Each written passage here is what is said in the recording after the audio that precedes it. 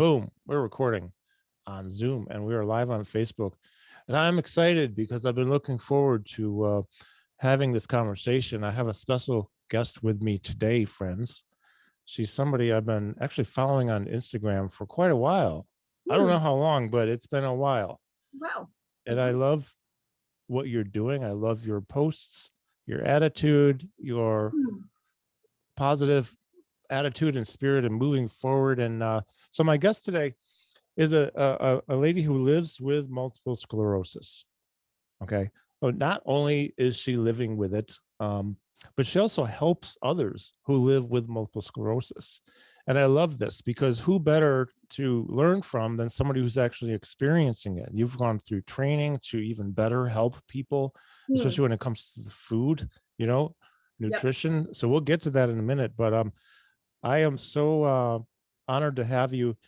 My guest is the founder of LissMS. It's she'll talk about that more, and her name is Alissa Frazier. Welcome. Thanks for joining me, Alissa. You are so welcome. I'm excited. I am too, because I've worked with people who have MS, and I have friends who have MS, and I have one friend with PPMS, which is the rarest form. Very debilitating form usually, but it's MS is such a, and I'm just speaking from what I know, which is not nearly as much as you. I couldn't know as much as you. There's no way, because you live with it. But the one thing I notice is, I guess if I make my usual statement, is we're all people, right? We're humans first. Nothing defines us. MS does not define Alissa. Yet you live with it, and everyone experiences things in a different way. Their experience with Parkinson's, experience with cancer, experience with MS. And then I'm curious to know about your story about living with it, and how did you know you have it? How did you figure this out? What symptoms? And I know it can even vary from day to day or hour to hour, from what I understand, from what I've seen with people I work with. And instead of rambling and talking a lot on my end, let's have the expert talk. Alissa, tell me about your experience in this whole thing, way back starting out in the beginning. Yeah. So I was diagnosed in 2009. Okay. And I was working at Target. I was in grad school, still kind of doing my college job. So I was working at Target, and I noticed that my vision was blurry. And I was like, that's weird.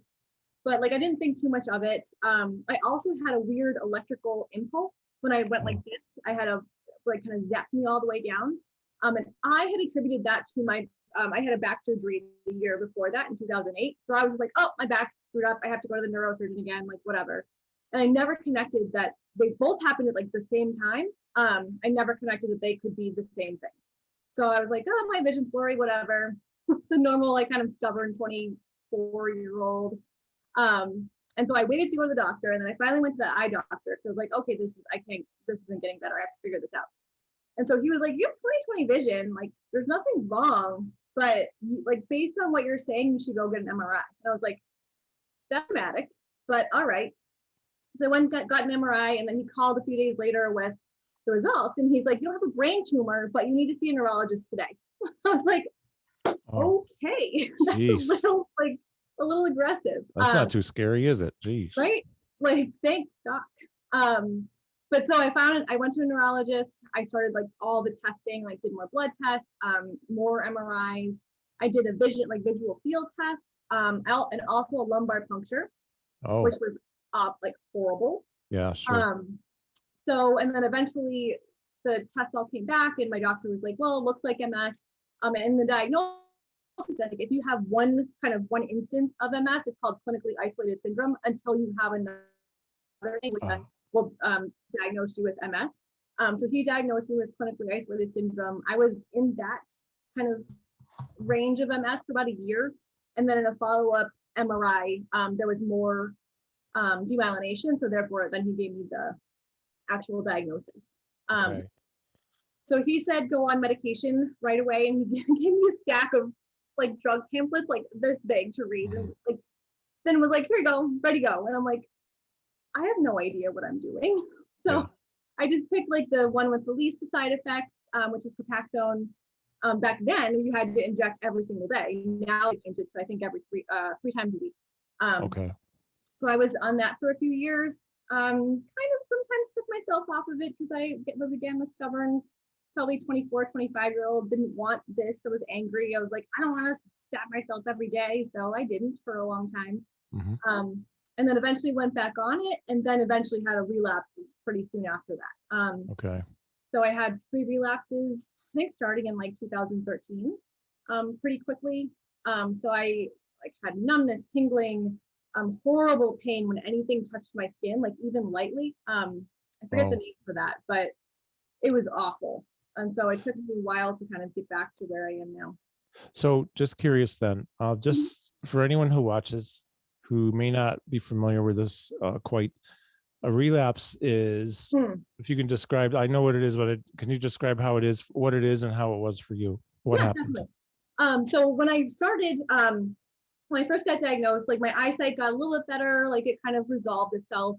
I never went on steroids at the beginning. He said my doctor said I waited too long to get to the doctor to have them be effective, which makes sense. But a relapse is a sudden increase in symptoms. So it's kind of when your the disease is active. So your myelin is being actively attacked in wherever essentially. And so that's what the symptom is. So my first indication of a relapse was I woke up on Saturday morning and my whole entire right side of my body was numb. So that was new, that was different. So that sent me to the neurologist immediately to figure that out. Okay. Let me ask you this. When they did you said they did an MRI, correct? Like early on. What did they see? Did they see lesions or anything like that? So the first one I did was, I think it was only on my like orbital area, I think, maybe the brain too. But he saw that my optic nerve was inflamed.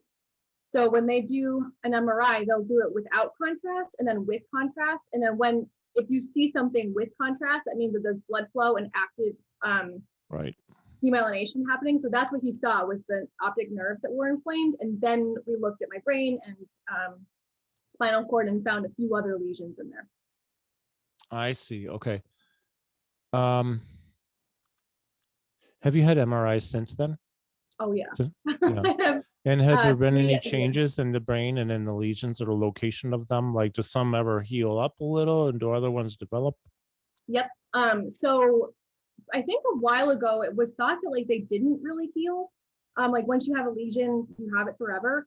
But I've had several like rather large ones in my brain and spinal cord, which are no longer large.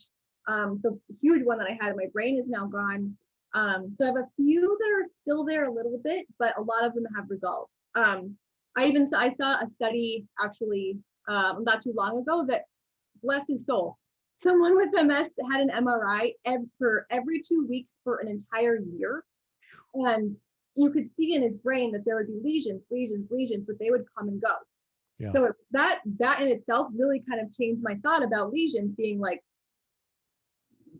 terrible symptoms and like not like disability, but he didn't have any symptoms and lesions were coming and going the whole year. So they can be Well, I asked that question intentionally because people I know who live with MS, especially a couple of dear friends who've just probably 30 years now, each of them or more. Geez, I want to be 60. It might be 40 years or more. So my friend Pam, for example, I know that things have changed for her, and I've been with her when she's been in, well, it came back. In other words, she was sort of asymptomatic for a period of time, and then all of a sudden, boom. And now, sensitivity to light and sound, just overstimulation too, in her case. I mean, everyone's different, but it seemed that from what she had gone through, the MRIs, it was pretty evident that lesions can come and go, grow and shrink. And of course, another huge factor about MS that is so, makes it so unpredictable is where the lesions occur and the part of the brain and what that is responsible for in your body, and then how you're going to experience this because of where it is in the brain. How has that been for you as far as like different areas? Have you ever had a certain set of symptoms in one episode, let's say, versus a couple of years earlier, they were a different set of symptoms, maybe because of where the lesions are? Yeah. So like I mentioned, like the first relapse I had, I woke up, my entire body was, but then the subsequent ones after, I had a lot of leg issues. So like there was a lot of burning, tingling. A lot of my things are sensory in nature, which Okay. kind of is common with MS, like to have like major sensory symptoms like brain tingling, numbness, that kind of thing. Okay. But I think cognitive issues are also a big thing for me. Yeah. Okay. Um, so this is 2009 you were diagnosed initially, right? And there's the kitty cat. Hey, kitty cat. Is that a different cat? Yep, we have three. I was gonna say that looks like a different cat. I love cats. Keep them in the picture. Hello, kitty. Um, Hello, kitty. Isn't that a brand? So 2009 and now it's 2021. So this is around 12 years for you. And you were diagnosed young. I mean, you are young, but I mean, still young. And my understanding, actually, one of the things I wanted to mention, and this is a statistic that I've had to go back and validate a few times. It seems like, first of all, Parkinson's is 2-to-1 men to women on average. Typically in this country anyways, an age-related disease more so, although, go to Mexico and Uganda and it can be teenagers and 20-year-olds, 30-year-olds. Yeah, so it's different. But MS, though, it seems to be about 2-to-1 women to men. Maybe that's shifted slightly. We have Alzheimer's as number one neurological disorder nationally and globally. We have Parkinson's as number two. We have MS as number three, last I checked. But the numbers, there's a huge gap in the numbers. Like, what is it? 5 million with Alzheimer's here, 2 million with Parkinson's, 400 something thousand with MS. And I couldn't believe, I'm not glad anyone has it, but I'm glad it's a distant third.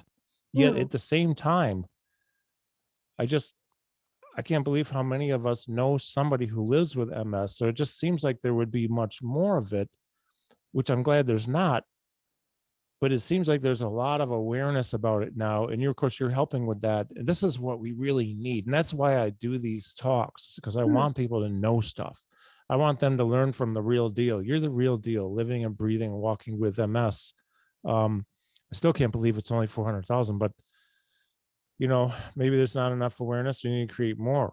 Maybe there's more people with it who are not diagnosed. I mean, I just had to say that. It's almost pointless in a way, but it's something that I think is also somewhat relevant at the same time. So let's move forward a little bit. Like, what approach did you take? You got this stack of pills from the doctor, at least the first time, the first stack, or brochures, I should say. What approach did you take early on, and then how has it evolved over time as far as, let's say, doing your best to manage the disease, maybe slow it down, and maybe heal it, right? Yeah. What's your approach been over time? Yeah. So it's definitely changed over time. Like at first, the first few years, I was angry. I didn't want to think about it. I'm like, this is not part of my story. Like I was kind of just pushing it away. I was also in a not very awesome relationship. So in my opinion, like I had bigger fish to fry than dealing with this MS diagnosis that I didn't want anyways.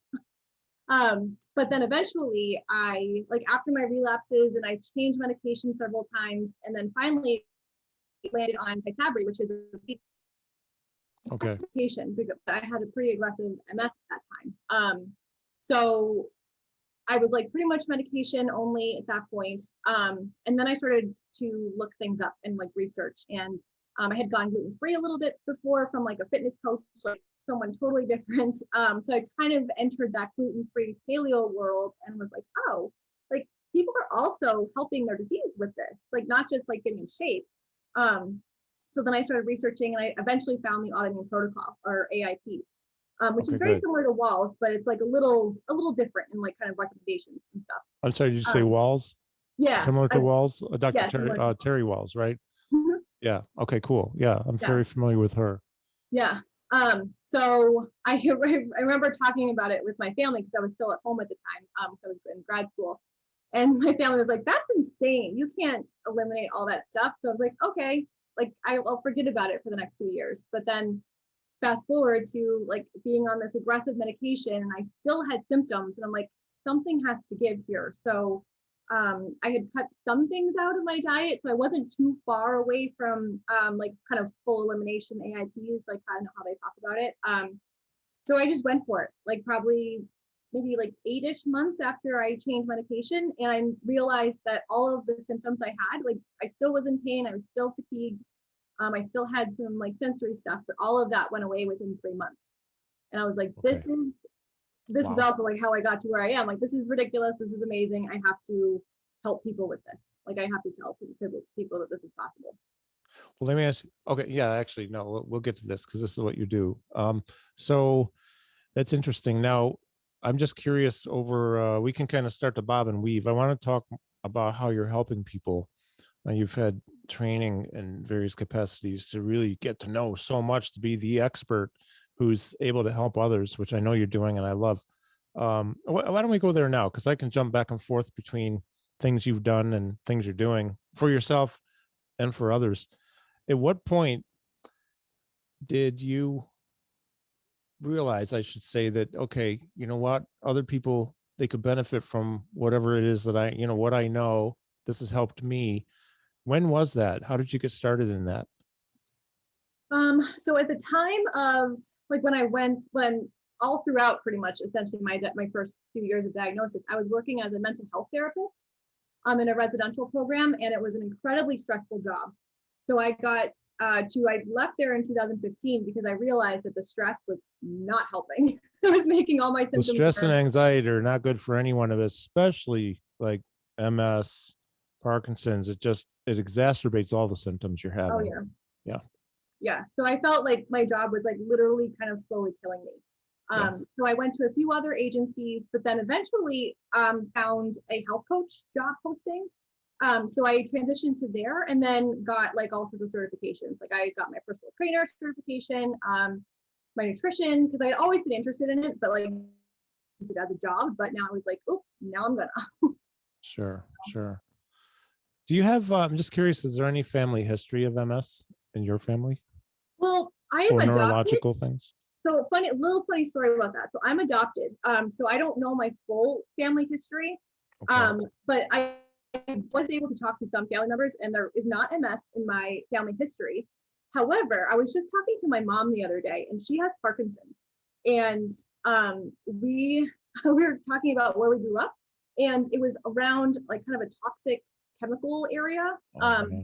So we were just like yesterday, we were like, this kind of connects some dots that we were like living in a not great area, or like kind of exposed to more toxic chemicals and stuff. So that probably is part of it. Well, I'll spare you from going on and on, but I will say this. I've been involved in 3 studies at Hershey Penn State Medical Center where my son, so now I'm bragging for 1 second, where he did his MD PhD, who's in Atlanta now as an ER physician, and then moving here to Syracuse in July to work here. But anyways, bottom line is I got to know the neurologist who was his mentor, and she invited me to partake in studies. So the studies that I was in, so I was in 3. 2 of them were welder studies, had to do with the throw off of like manganese sulfate and some other stuff. I've never welded, so I'm a control subject. The other one was agricultural study for people who have applied paraquat, which is much like Roundup. And as a career, though, they could be all suited up and do this, but I think it was 20 years or longer they had been doing this. And if you look in those populations of those professionals, those trades, you'll find a higher incidence percentage within those populations of Parkinson's, Alzheimer's, MS, cancers. But MS wasn't as much, but still more than the average.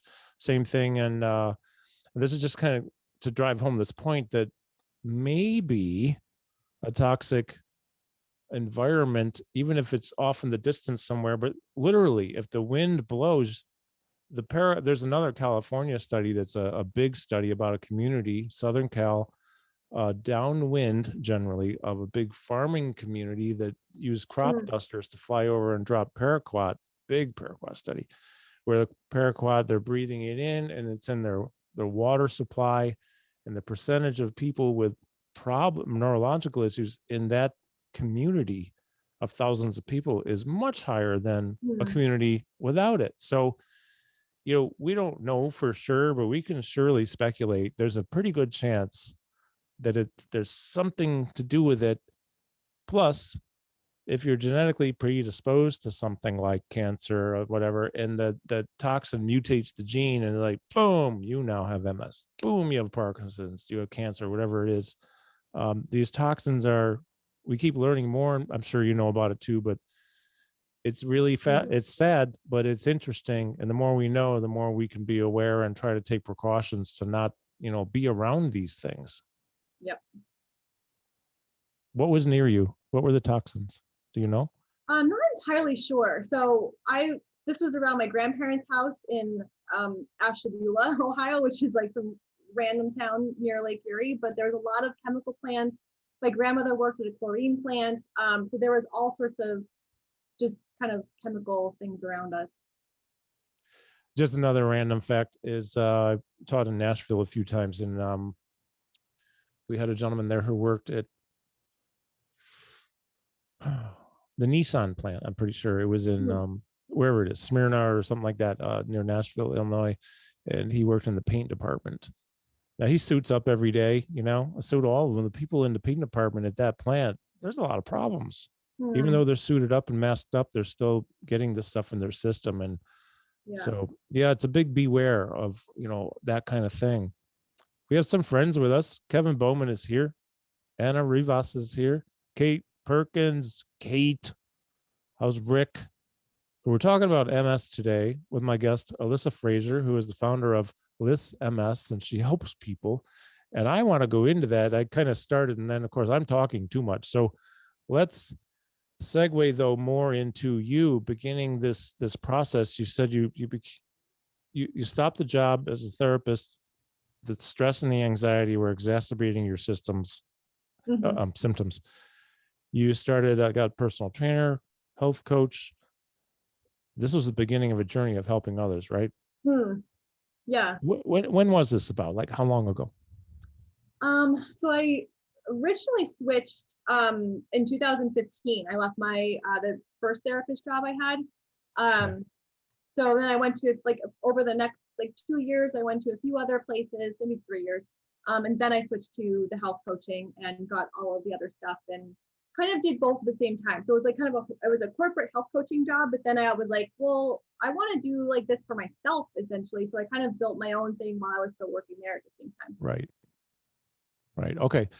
When did LissMS start? Well, that started actually as a blog, like just to kind of chronicle my journey as like a patient, but then eventually turned into what I do now. So I started that probably in 2016 as the blog, but then kind of changed it over to more as like a practitioner account, and kind of blog and Instagram and all that kind of stuff, probably in like 2018 or so. That's great. I love it. I don't know enough people out there who help others with people with MS, especially when it comes to nutrition, because I think nutrition is oftentimes overlooked. Very much so. When I asked my doctor, like, if that would help, he was like, I'm not laughing because it's funny. It's because my son's a doctor, and he'll tell you the same thing. He said, "Oh, I took one class in medical school, my first semester of medical school." He says, "We didn't learn anything that was like I didn't already know." So this is not to, diss the medical community at all, but that's why we need people like you who have done the homework, and Dr. Walls who have done the homework, and they know this stuff, because this is about you, not me, but I can't help spewing off some things I know, like, Dr. Dale Bredesen, who wrote The End of Alzheimer's, and numerous others. They talk about how the books are out, the data's out. The disease can start down here in the gut and live there for years, maybe decades.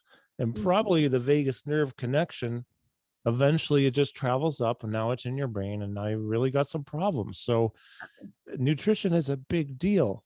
Now, how do you go about, I'm curious to know, and I'd love to know, because I'm sure what you do would apply to most people.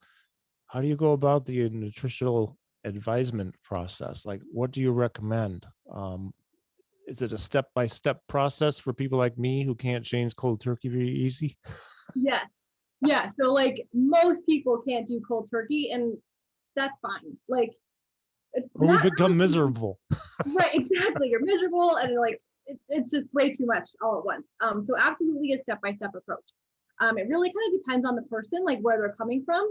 Like depends on like kind of where we'll start. Yeah, sure. If you have like a long way to go, we'll start a little bit differently than if you had like just a little bit to go. To kind of meet them where they're at. Yeah. Right. But really I start kind of everyone with like what to add. And that's kind of like my biggest tip is also like, if like eliminating foods is like freaking you out, like think about what you're going to add instead. Okay. So like we kind of, and then crowd out other things. So like we're adding a lot of vegetables, like fruits, essentially like a paleo template. So like especially for MS, like you want the seafood, shellfish, healthy fats, like those kind of things to help your brain. Sure. So slow like trickle process, but think about what to add first is where we start. I love that. Well, you used a word or a phrase that's kind of cool, crowd out. So eventually, if you add these things, it might just mean there's less room to eat others because you're not hungry after you eat some of those. Exactly. And that's kind of that's the hope, is that like eventually this will kind of start to be like, oh, like, well, I don't even want those like fries or chips or whatever it is because I'm full on like the nuts I had. So that's kind of the idea. How is the, well, see, I went to school here a few years ago and after I was just turned 51, I guess, and now I was 60, but for nutrition at Syracuse University. And one of the things I decided after a short run of advising people on nutrition is I had no patience for non-compliance. So forget about it. I just knew I wouldn't be happy in doing that as a dietitian. So to have some knowledge is nice. Oh, Dee Oakley is here. Dee Oakley in England. Hello, Dee. Seen you a lot lately. Welcome. How, like, do you have a way? Can you tell us how you go about maybe inspiring or motivating people? And I'm sure the personality has a lot to do with it, how you're going to approach somebody and what we'll find out what does motivate them. But how do you go about improving the compliance to eat well? So that's a tricky one. So also when I'm talking to people about working together with them, like I try to gauge their level of like how in they are. Like if they're like, oh, like I'm 8 out of 10 in terms of commitment, or I'm 11 out of 10. Like, so like it's going to be a little bit different. So I like to work with the people who are like, I'm 11 out of 10. Yeah, so like better. Obviously sometimes people are like different and they have their reservations. But a really big kind of component is realizing that motivation is a feeling, just like anything else, and it comes and goes. Yeah. And one of the best ways to cultivate motivation is to do whatever you want to do, like to get like the motivation for it. So that is kind of getting people to take like the first step will often kind of be just kind of rolls into other steps, like kind of helps them to just kind of keep going. So kind of creating those like small habits around just getting started helps the consistency in the end. So I come to you and I say, Alissa, I have MS and I hate broccoli because I do, and asparagus and Brussels sprouts and cooked cabbage. But is it okay if I don't eat those? What can I eat? What would you recommend? Because I'll pretty much eat any other vegetable, especially if it's raw. Yeah, I would say. What would you tell me to do? Where would you start with me? Like, if I hate those green things, I absolutely won't eat them because I feel like I'm going to vomit. Then I would say don't eat those things. I like that, not just because now I feel good because I don't have to eat them and like gag them down, but because it's kind of like I talk about with people with exercise. Dee's been to my workshops, and Kevin Bowen, they know you're not going to do what you don't want to do. If you don't like to do an exercise, like I don't like ellipticals because my hips don't like ellipticals. It's good. Is it good? Of course it's good. I'm not doing it. But if that's what you love, you need to go do it. If that's what gets you moving, right? So I like that approach a lot. That's really great. Would you have suggestions if I tell you things like, because this is actually true, my favorite vegetable on earth is potato chips because they're potatoes. And I don't eat many because I can't. I'll just get real big again. I used to be really big. But I'm putting you on the spot. It's not because I intend to actually do that, and I don't want you to feel uncomfortable, but you must have people who come to you with, they want sweets and chocolate cake and brownies. I mean, yeah, that used to be me. I don't care about sweets so much anymore. Potato chips, though, if they were healthy, that's all I'd ever eat. Mm. Do you have any kind of like let's say an intake form or something you find out about their dietary lifestyle and their habits, and then find out their likes and dislikes and go from there? How does it work? Yeah, a little bit. I think so I do some assessments at the beginning, which kind of talk about food and like what people are used to eating. But I think meeting people where they're at is the most important. So like if you came to me, for example, saying like, the only vegetable I like are potato chips because it's a potato chip, but it's a potato, doesn't that count? I'd be like, okay, well, let's see what we can do with that. Like, can we find like healthy potato chips that like have a good oil, or can you make your own, or something like that to like have the food like Sure. have it there, but kind of revamp it a little bit to make it a little bit more healthy. And then once we start to add in more foods, if there's more favorites, then we can start to decrease those other ones that aren't that great. It's a great approach. I think we're similar in our approaches in our respective fields, because I have to meet people where they're at. They're not going to come back, and then they don't benefit. It's not never about me. It's about we. They need to win. They must get something out of it that's positive, and it may not be the first session. A lot of times it is, even if it's a tiny bit. Have you ever noticed? And I'm curious. I've never talked with anybody who knows about MS like the way you do and is the expert. So my questions may not be the best. I'm not a professional interviewer, but I find it fascinating. So please forgive me for any questions that seem ridiculous. But what happens though when you have a person who is following your guidance, even if they're only like, halfway or 3/4 committed, and then they start to feel better? What happens? Like, is there a higher compliance? Are they all of a sudden seeing like, I'm not trying to put answers in your mouth, but hope becomes like a thing. Oh my gosh. Exactly. And then they get like, okay, now I'm a 8 out of 10 instead of 5 or something. I mean, does that ever happen to you? Yeah. I think especially when we feel better, we're like, oh, it just kind of brings in the idea that this is possible. Like I thought like previously people are like, oh, I can't do that. Like that's not possible for me. But like once they start experiencing it, they go, oh, that is possible for me. Like maybe if I keep doing this, maybe if I do it more, maybe if I XYZ, like it will get better. So then their compliance and like interest in like their own health also increases. Interesting. How about exercise? Like, do you get into talking about that? You're a trainer, so do you talk about that with them and recommend anything in particular? Yeah, it's kind of as the answer with everything, it kind of depends on where people are. Absolutely. But yeah, I think exercise is a really big component of feeling better. Like we need exercise to like decrease symptoms, but then also like kind of have our body just working properly.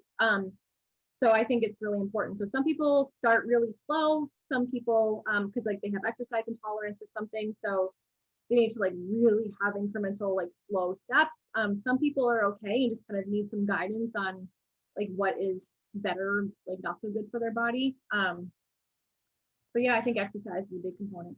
Do you find that, for example, I can only just speak from one person in particular, my friend Pam. 40 years probably. She's going to be 62 also, because we graduated together.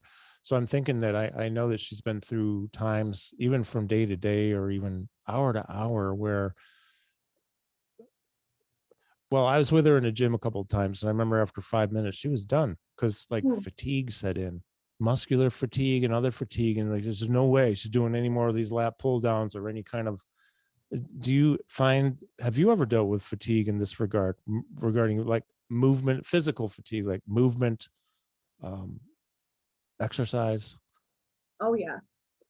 There was a time like I'd been an avid exerciser, I've been working out, but when I kind of was in my like relapse cycle, I couldn't do any exercise. My gait was a little off because my leg was, I had like a significant leg weakness. So I was a runner back then. I was like, am I ever going to be able to run again? Like, am I going to be able to do this stuff? Because there was this weakness. I had a lot of fatigue, like sitting on the couch being like, I have to get up. I want to get up and get coffee or a drink, and thinking that that's like physically impossible. Like, I cannot get up. So really, yeah. What about I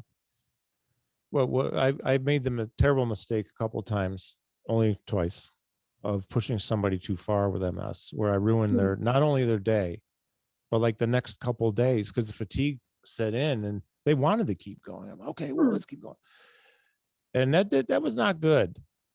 I mean, have you ever run into that yourself, or do you know anybody who, have you seen this variation in when fatigue can set in and then how it can ruin a day? Not just 5 minutes. You take a person with Parkinson's, they're like an hour later, half an hour later, okay, let's go. 10 minutes later. MS could be a day too. Yeah. So that's one of those things I like to think about, like, as much, like, think about the kind of max effort that you could do. Maybe that's an hour, maybe it's a half an hour, whatever, and then cut that in half and then cut it in half again. And I think that's where kind of your range to start is. Like, even if you think you can keep going, then don't, because that could happen. Yeah, because that it's like all of a sudden it's like this invisible wall that you hit, and then you go past it just a little, and that extra minute sometimes that can make or break you for all day or something.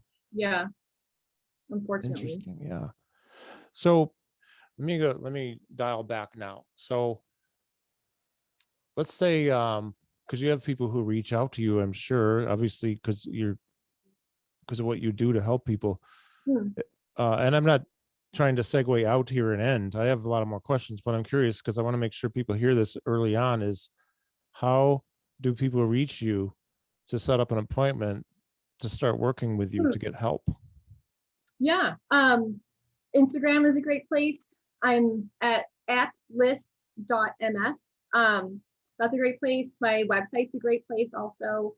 I'm revamping my one-on-one program right now, but I'm going to be like relaunching it in the next few weeks. But any of those are a great option. And liss.ms is liss.ms. Yes. Just in case anyone doesn't know, that's how you spell it. And you put up some great posts, informative, inspiring. I like that a lot because, well, we need that. So I'm just curious, like currently, what do you have any challenges currently that are like recurring, or like how is MS affecting you right now? Yeah. So it kind of depends on the day and the hour. Yeah. So sorry to hear that, but I understand. I noticed that if I don't sleep well, I have significantly worse symptoms the next day. Usually they're pretty cognitive based. You've probably noticed that word finding is one of my biggest issues. That used to give me like so much stress, but I'm like, whatever, I'll finish my sentence now. So those things are bad. Sometimes when it gets hot, that can really increase symptoms. So like I'll notice like sensory things in my legs if it's like super humid that day. So like super hot, humid days are probably not that great. And usually sometimes at the end of the day, like I'll notice that I'm not feeling the best, like I have more pain or something like that, but usually kind of trickles down to the end of the day. Well, it seems like similar to Parkinson's, although completely different, and some other health issues or neurological things, that this can be on any given hour or day just a complete total body multifunctional multisensory experience as far as movement, cognition, maybe vision. I know a couple other people besides Pam who've had problems with auditory things, like they get in a crowd and there could be 50 people around before COVID, close proximity, and like, oh man, this is like, all I hear is pieces of conversations in 20 different places, and I can't even hear the person in front of me who I can hear, except I can't articulate what they're saying. Yep. So is this kind of an accurate, somewhat of a description of how it might affect somebody? Yeah, definitely. I experienced that myself too, with like kind of sensory overload. Like if my husband's talking and the TV's loud and like there's something else going on, like I cannot. And I'm like, something has to stop. Like I almost kind of just reach like this like shutdown point of like, I can't, like something has to stop here. So like that's very accurate. Does that cause any kind of anxiety? I would imagine that it would if it continued. But I'm pretty good at recognizing that and then like shutting something off, whether it's the TV, my husband, I don't know. Okay. So they're just questions that I think about because again, I haven't really spoken with anyone in this of 160 interviews, none about MS. I've wanted to, but I just haven't found the right person you're the right person. So here we are. Thank you. How is your overall now? Like, how is it for you to get up and move around and do the things you want to do? Are you relatively feeling confident in that or doing really well? Or I'm sure it varies from, moment to moment sometimes, but how is that for you? Yeah. So generally on the whole, I'm doing pretty good, like knock on wood. Yeah, so 2015, I switched medication and then I went AIP, like changed my diet, and I have not had a relapse since. So knock on wood again. But I think every year my symptoms kind of get a little bit better. So last year I was able to tolerate heat much better than I was the year before. Oh, man, so hopefully that will kind of continue. But pretty like I'm able to work out, I'm able to go for walks. Usually it kind of depends on my day and like how I'm doing, but well, he can be really bad, especially we're up in the Northeast. So like we're not used to being in well, you're in Ohio too. So that's not really like hot weather usually, right? It's not that far south. It's mostly just west, maybe a little south, but still, I mean, we've got Northeast. So I know when it gets like 95 and humid here in Syracuse, I'm not that happy. Yeah. And I don't have MS and I don't have Parkinson's, but I've seen it just wipe people right out with MS. Yeah.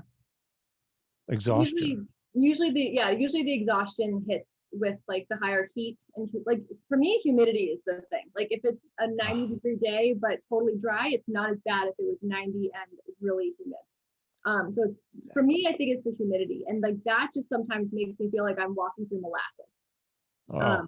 So yeah, the exhaustion with it is absolutely real. So let's just, I have a lot of questions. I really appreciate being patient with me with these questions. Of course. But what it is really about, I just want people to know as much. By the way, if anyone here on Zoom or has questions, put them in the chat box on Facebook, put them in the comments, and I'm watching the feed in both places. So any questions, please ask Alissa.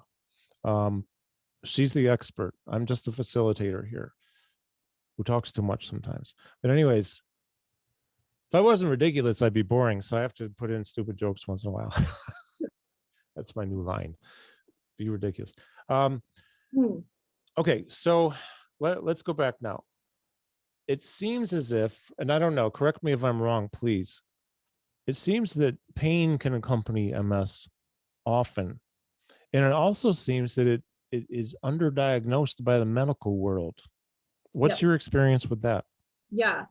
So I think when I was diagnosed, maybe a little bit after, like I saw that people like pain wasn't a thing with MS, which is so wrong because one of my biggest symptoms was incredible pain. It was kind of like pain waves. Like it would just go from like one area, like all throughout my body. And it just like was creeping. Like what kind of pain? Was it nervy pain, muscular pain? Can you describe the pain? Because I know it's probably different from all people, but what did you experience that way?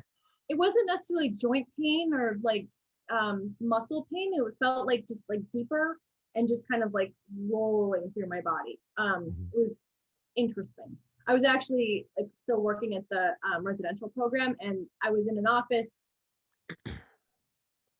the night in the corner because it hurt so bad. And my boss came in, who was like a really great friend, and she was like, "What are you doing? You need to go home." But so that was wonderful. But it's kind of like a rolling pain, which can still happen to me at times. But pain is absolutely a part of MS, unfortunately, that starting to get talked about more and kind of understood, like from neurologists too, but it wasn't for a while.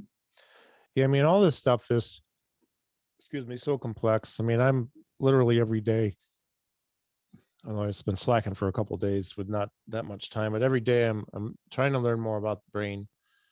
I've just been learning so much, and trying to finish the second book, which is not going to take, it's going to take a while. There's a lot more to put in, but the brain, and when I think about the lesions on the brain and how they can come and go and shift, I mean, my gosh, the multitude of symptoms is so vast as a possibilities of symptoms and affecting people, because it's all connected to the nervous systems, peripheral, central, and then those are connected to your organs and your muscles. And my gosh,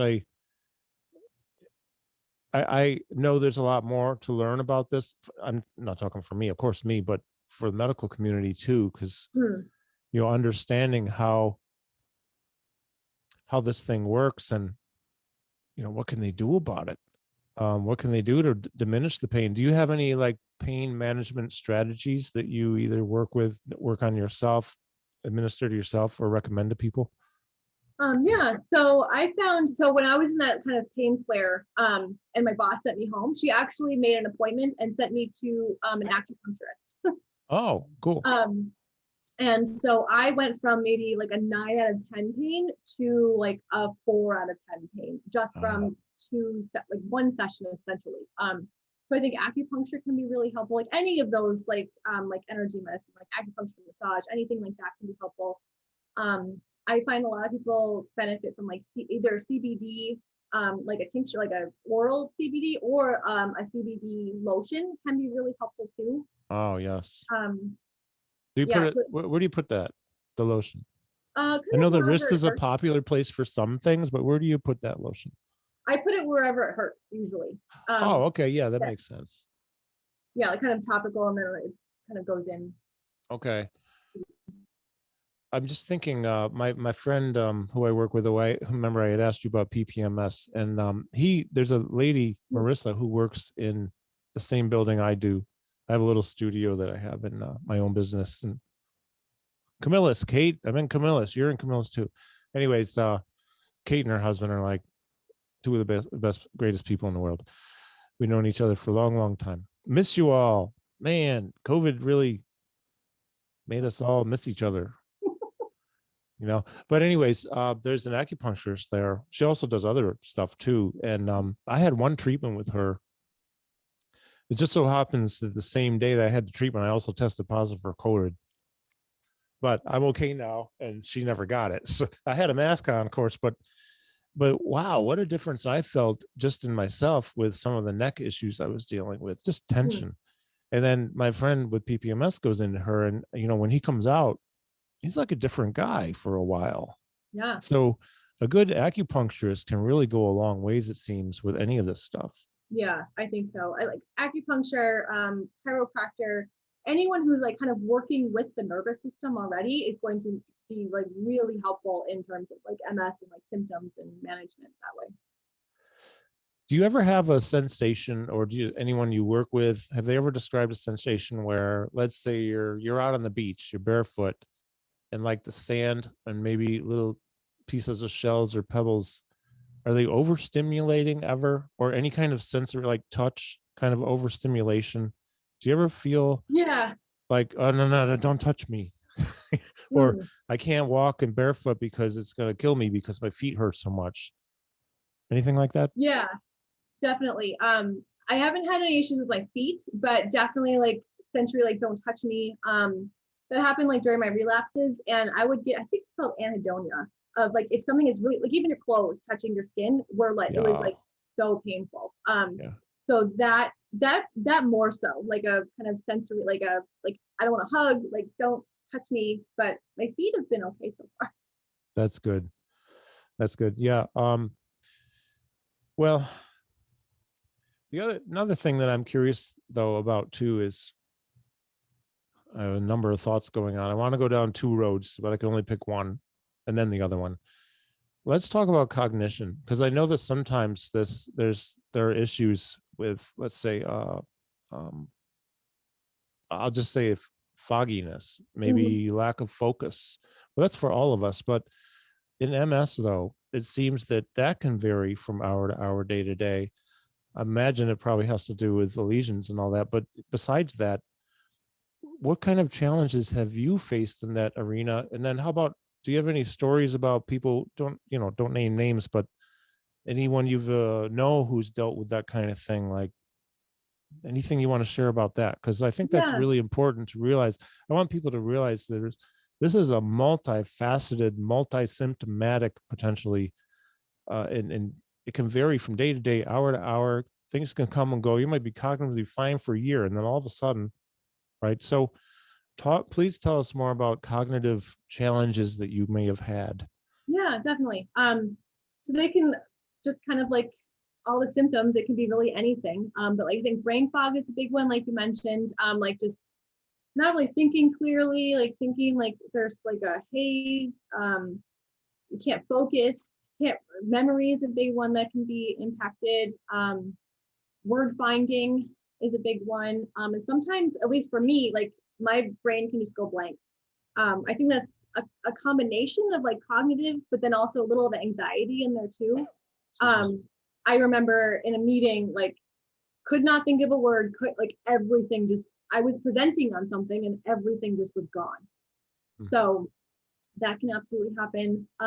And for me, like it really goes with sleep. So if I don't sleep well, I'm way more foggy, way more unfocused than if I do sleep well. It's funny. I just had some of the people are with us here too, Anna and a couple of people. Thank you. We just had a webinar this morning, which was in Spanish about sleep and Parkinson's, but it really applies to all people. I won't repeat it here because this is about you, not me. But I'd be happy to send you some information on that I learned last summer. It seems to be helping quite a few people to sleep better. It's really about from the time you wake up, just certain very, very simple actions you can take to likely set up your circadian cycle for the day. So your brain, it's not even your body, it's your brain gets ready for, okay, I'm going to be awake for 14 to 17 hours. And then you do this little thing before sundown. And then you hopefully sleep because it caused the melatonin to kick in and on its own, not a supplement. Right. And then things not to do at night if you wake up. So I'll send you some info on that's really interesting. And it's very, I think, pretty succinct. Not what I did this morning, which is 90 minutes, but plus it's all in Spanish. But this has been a really interesting thing for people who I work with. I have no problem sleeping. If I was paid to sleep, I'd be a millionaire. I'm very, very lucky. I can sleep anywhere at any time, pretty much at will within about a minute or two. But a lot of people don't have that luxury. But sleep is a big deal, and it can exacerbate all kinds of things for anybody: anxiety, brain fog, forgetfulness, fatigue. It also a lot of times has to do with why we gain weight. Yep, I was thinking we could eat insulin. less and gain weight because we don't sleep enough. I mean, it's crazy what these hormones can do to us. Yes. Yeah. So I'd like to talk a little bit more about your nutritional approach. If somebody was to eat, let's say, consume the ideal food plan, what would it be? And let's say they like everything. They're not like me. But do you have like, are there any foods or groups of foods? Oh, you did mention paleo though. So what, right? So you're thinking, is there meat also in the diet? Do you avoid meat? Yeah. So I kind of have, I have like kind of 5 foods or like kind of groups of foods that I think are more beneficial for like MSers than others. Tell us about those, please. Yeah, so like those are like brightly colored veggies. So like eat the rainbow, like that's gonna be important for nutrients. Like obviously deep leafy greens is also important. And then like I think I said before, like the seafood, shellfish, healthy fats, There's one more. Oh, organ meat. That's a big one that people are like usually no way about. Like, can you give it? I know what you mean exactly. There's a guy I follow on this carnivore plan that is this Dr. Saladino. Do you know him? You know about him? Yeah. Yeah, I mean, he really has some great stuff about the advantages of organ meat. Can you go a little deeper on that for us? Like, what are you talking about? Yeah. So organ meat is like probably, if not like the most nutrient dense food we could be eating. Like we get tons of vitamins and minerals from it. So I think, and energy. So please don't eat liver at like 11 o'clock if anyone would. But I'm sorry, that broke up. What did you say? Don't eat what? Liver? Oh, I said I don't eat liver or anything at like 11 o'clock at night because it does give you a lot of energy too. Oh yeah, okay, yeah, right. Yeah, not like you have that as a bedtime snack or anything, but just saying. But yeah, so I think it can be really powerful. And for all of you who are like, oh no way, there are desiccated or kind of liver pills or any kind of organ pill, essentially like a glandular that you can take. It doesn't have as many benefits as like the real food, but it's better than nothing. Yeah, well, I'll be the first to admit that I'm a person who was like, no way I'm eating liver or any other organ. I can't say that I'm excited about it, but I'd rather eat that than broccoli. I'll tell you that right now. That's how bad I am. Or asparagus. Oh, it makes your pee smell too. And then, Brussels sprouts. I know they're all good, but I do get a lot of vegetables though. I like so much more than ever. This is really weird. Here's a complete tangent. 2 years ago, next month, I arrived in Singapore, had to go right to the hospital. First time ever. I've been all over the world teaching. Had a massive 10-inch blood clot in my popliteal vein, left leg, 10 inches solid. And I had a whole bunch of clotting down below the knee, which was inoperable. So I'm fine now. I had surgery when I got back here and all that stuff. But I just had an ADD moment. So we're talking about liver. We're talking about. Yep, this happens sometimes, folks. Talk about brain fog. So I went to Singapore. I had blood clots. I know one thing I wanted to say is that in Singapore, I was able to get out of I was grounded for 2 weeks. So instead of 4 days there, I was there almost 2 weeks, which is horrible because I get homesick easily. But anyways, they serve a lot of organ meat there. I tried some stuff. You know what? I had more energy with blood clots than I've ever had without them from that. I was surprised what a part of their culture that dietary wise that organ meat is. Come to find out that it's that way in many countries, not so much here in the United States. Yep. Yeah, I think a lot of those are more prevalent like elsewhere, like you were talking about. I think they also incorporate like seafood and like seaweed into their diet all the time too, and we're like no way, but seaweed is also really important, like in healthy too. So yeah, I've had that in various places too, and prepared a certain way, I'll eat it. I just need to man up and eat a Brussels sprout, but I just don't want to. But there was something else I was going to say. I have no idea what it was, and it really doesn't matter. I have no idea how Singapore came to this, but I had some kind of a brain thing, and then it went away. I just know that we were talking about foods that can be beneficial, nutritional, give you energy. How about healing properties? I mean, it's what I'm hearing is a lot of the organ meat has healing properties. Yeah, so I think a lot of the foods kind of have healing properties, and there's like the new kind of MS med trend now is like medicines that will regenerate myelin, and essentially like decrease like symptoms and reverse. There we go, reverse like a lot of issues. But actually, like a lot of the foods we eat, like how we exercise, sleep, like all of those things will also help to regenerate myelin also. So I think that's where kind of like how our symptom resolution can happen, but then also how like those lesions like come and go can be impacted too.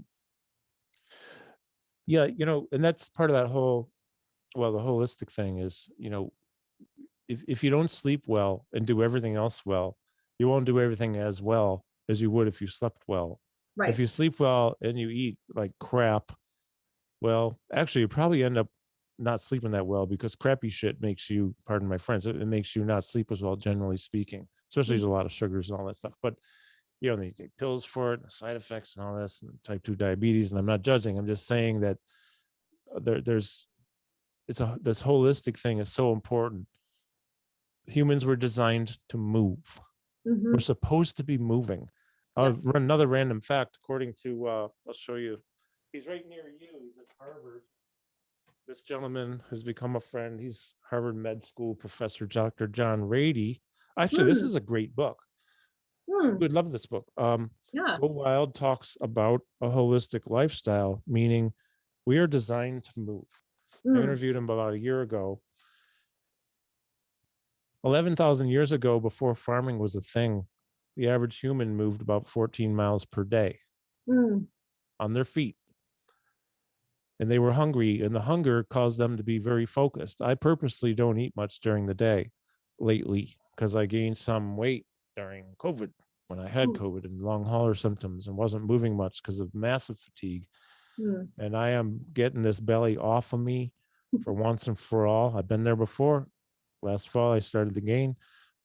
Another story. But bottom line is, this being a little hungry can make you focus.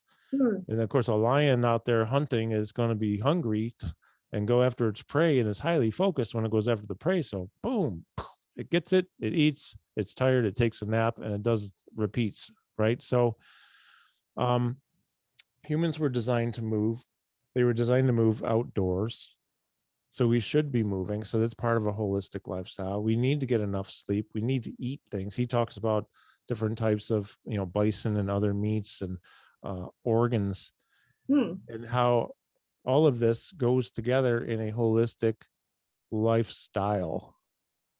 Sleep, move, eat, repeat, healthily. Do you have any favorite organs that, like if you're going to eat organ meat? Well, to be totally honest, I haven't had organ yet. I'm in the cheating pill camp. So it's okay. But I'm considering getting it and going a step further and freezing it so I can just swallow a frozen piece. And it's similar to a pill, but I'm going a step further and taking the actual and eating the actual food. So. Oh, that makes total sense. Yeah. I mean, this is the thing in China, like blood clots are a thing from animals. Like they clot blood from animals and they just eat them. I mean, there's a high, I know it sounds really weird, right? But it sounds, oh my gosh, a blood clot. But the nutritional value is so high. Yeah. And for those who are against eating that kind of thing, that's fine. And if you don't eat animals, and I respect that completely. I'm not against vegan. I was a vegetarian for 4.5 years, but my body couldn't handle it. I feel so much better since I started having some meat. So, but you have to do what's right for you and whatever you believe in. It's totally cool. But we know there's high nutrient value in a lot of these things. Yep. So let's, before we wind down and close out, I want to repeat, Instagram at liss.ms, liss.ms is where you can find Alissa on Instagram. How about, do you have any overall, let's say, because we didn't rehearse anything in advance, folks, so she has no idea what I'm going to ask her. So I hope that anything I ask isn't too much, but it's not. I know it's not. No. Do you have any overall advice for people in general who are living with MS? Just like if you were to give advice in a 30-second elevator pitch to help them, what would you say? I would say that most people with MS take it day by day anyways, but I would take it day by day and never give up hope that you can change your situation. So it feels sometimes like when you're in the midst of a relapse that it feels crushing and this is never going to change and I'm never going to feel better. but trust and keep that kind of trust that it can change and it probably will change, and that you have so much more power to do like all that changing than you think. I think it's great advice because, you know, what I meant to say earlier, it's actually the first chapter of my next book. It's hope, empowerment, hope, belief, and empowerment. Because hope is huge. And I've seen people who, to the your average person out there who, I don't mean that in a bad way, but it's just to the general public, something that maybe this person did with Parkinson's, like maybe it's just being able to learning how to roll over again without assistance. I mean, this is a thing. I've had it happen where they come in and they're like this, oh, what's this guy from America going to tell me? I've seen it all. He can't teach me nothing. And then we do the workout at the end after I get done presenting, and then they roll over the first time. One lady, first time in 5 years, by herself. She's 42, dealing with Parkinson's for like 12 years, rolls over by herself. And she, 3 years ago, actually on April 18th is when I met her, 3 years ago in Monterrey, Mexico, she became unstoppable to this day. And it had nothing to do with me other than I just taught how to leverage the body. She did the work. But guess what? She's running again. She's working again. So her daughter and her husband don't have to push her and pull her in bed anymore. And so that caused this change of from hopeless to hopeful, from defeated to optimistic. Yeah. It's huge, which causes you to believe that more things are possible, and that empowers you. So it's like, whoa.